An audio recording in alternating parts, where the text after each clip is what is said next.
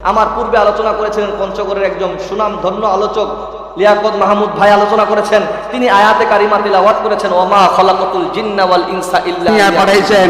আল্লাহ তাআলা আপনাকে আমাকে দুনিয়ায় সৃষ্টি করেছেন।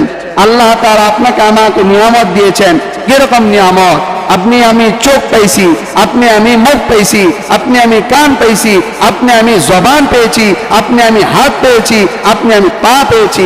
আপনি আমি যদি অস্বীকার করি, আল্লাহ বলেন আলাম নাজআল লাহু আইনাইন ওয়া লিসানান ওয়া শাফাতাইন ওয়া হাদাইনাহু নাজদাইন। চিল্লায় বলেন না আল্লাহু আকবার। আলাম নাজআল লাহু আইনাইন, আরে বান্দা তুমি যে আজকে চোখ দিয়ে দেখো, এই চোখটা আমি আল্লাহ তাআলার দান, এই চোখটা আমি আল্লাহ তাআলা দিয়েছি রে বান্দা। এই চোখ দিয়ে তুমি এই যে ফুটবল খেলা চলতেছে, এই ফুটবল খেলা তোমরা দেখতেছো, আজকে মনে করতেছো আমার চোখ আমি দেখবো, আমার দিমাগ আমি সময় কাটাবো, আমার যা মন চাবে তা আমি করব।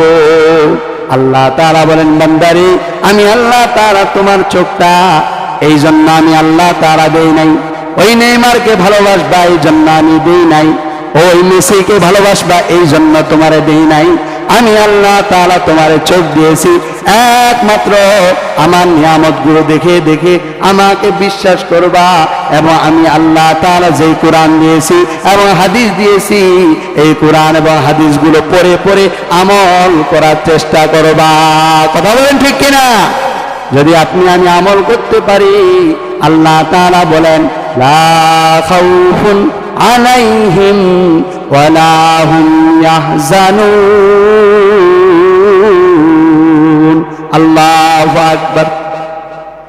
আল্লাহ রাব্বুল আলামিন বলেন, বান্দারে তোমার জন্য কোনো ভয় নাই, তোমার জন্য কোনো চিন্তার কারণ নাই। আল্লাহ তাআলা তোমাদের জন্য চিরস্থায়ী জান্নাতের ব্যবস্থা রাখছে। চিল্লায় বলেন না সুবহানাল্লাহ। আপনি আমি জান্নাত চাই না নাই? কে কে জান্নাত? একটা হাত তুলুন।